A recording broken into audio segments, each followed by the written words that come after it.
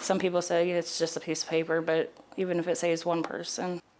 This woman says that piece of paper could have been the key to saving her cousin's life. What are we talking about? Well, they're protection orders for victims of domestic violence. 44-year-old Jerry Maines was the victim of domestic violence. Jenna Webster tonight shows us the push over at the Indiana State House to get these protective orders faster. This is my favorite. Painting is a hobby, become a way for Heather Curlin to calm her nerves. It's butterfly wings for domestic violence, and that's why it's purple, and it's an angel. Lately, her artwork focuses more on domestic violence. Then I did these for Jerry. Her cousin, Jerry Maines, is on her mind. Police say Jerry's husband shot and killed her at their Southeast Indy home December 28th. Court documents say she filed a protection order Christmas Day, alleging he threatened multiple times to kill her. Heather feels a holiday delay in approving that order left Jerry vulnerable. I know she would want me and anyone doesn't want no one else to go through what she did. For months now, she's been advocating for Jerry's law, so protective orders go into effect immediately.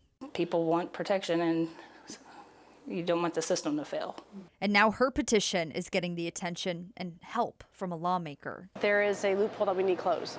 House Representative Julie McGuire is in the early stages of what could become new legislation to close the loophole.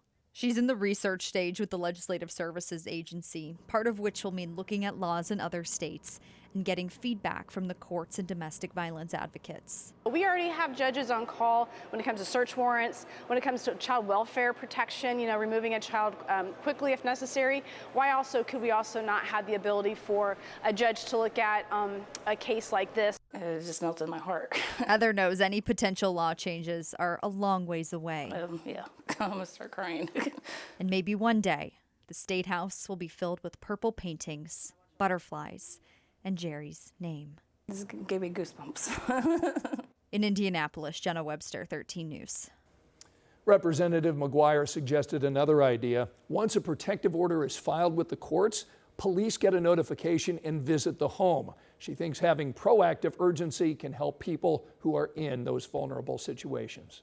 Tonight, a juror is charged with indirect contempt of court, disobedience of process. This is all for misconduct that led to the mistrial and the murder trial of an Indianapolis mom accused of killing her 5-year-old daughter. That juror allegedly spoke with a witness outside the courtroom and then shared what they learned with other jurors. The juror being charged with a crime was dismissed. Tony McClure is charged with the murder and the death of her 5-year-old daughter, Kinsley Welty. That trial now is rescheduled to begin on August 24th.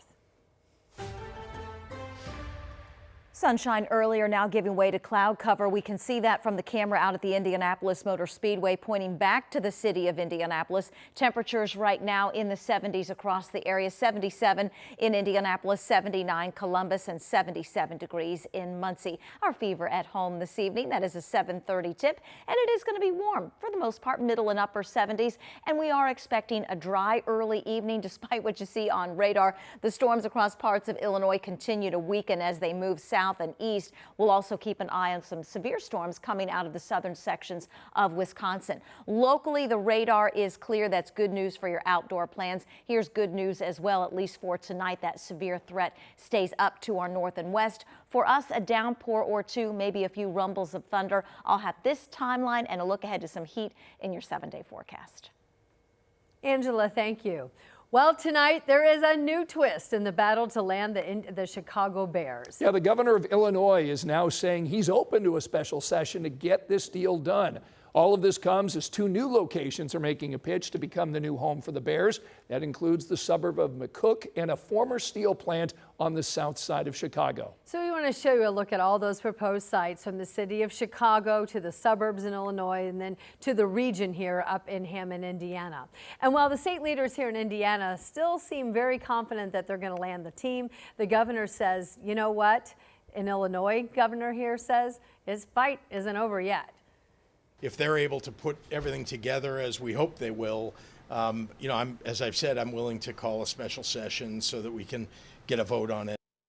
So we're hearing from the Illinois governor today. Yesterday, we heard from Indiana Governor Mike Braun, and he told us that his office is in contact with the Bears regularly. And while the deal isn't officially done, he said it, quote, looks good. Voters in Knightstown will have to go to the polls again this summer to decide primary races for 2 town offices. Rich Nye had his camera in the courtroom in Henry County today, where a judge decided the remedy for an unknown number of votes that should not have been counted. A Henry County judge has ordered a special election for the Knightstown Republican primary races because of a mistake setting up the electronic ballots, and a recount is impossible. Did you make a mistake? Yes.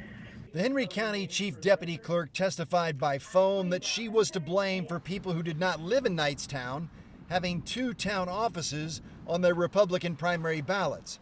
The completed ballots printed by the computer are anonymous, making a recount pointless. Bart Whitesett lost the Republican primary for Knightstown Clerk Treasurer by just 2 votes. He is one of 2 losing candidates that filed the lawsuit asking for a special election. I'm very grateful, and I think it was a good outcome, and it's fair and legal, and I think it'll make people feel rest assured in Knightstown. The county clerk has 10 days to come up with a plan to schedule the special election. In Newcastle, Rich Knight, 13 News. Highs near 80 today, but there are some 90s in the forecast. I'll have a look ahead.